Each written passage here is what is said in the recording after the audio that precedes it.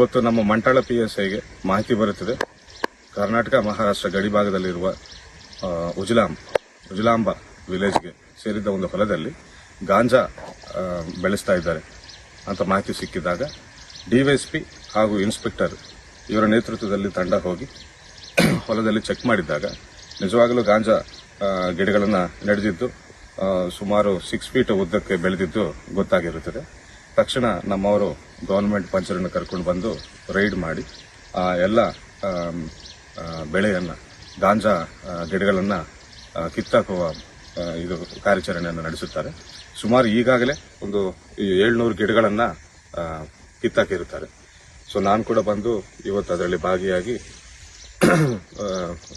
ಗಾಂಜಾ ಗಿಡಗಳನ್ನು ಕಿತ್ತಾಕುವ ಕೆಲಸವನ್ನು ಮಾಡಿದ್ದೇವೆ. ಹೊಲದ ಮಾಲೀಕರು ಬಸವರಾಜ್ ಅಂತ ಒಬ್ಬರಿದ್ದಾರೆ, ಬಸವಂತ್ ಅಂತ ಒಬ್ಬರಿದ್ದಾರೆ.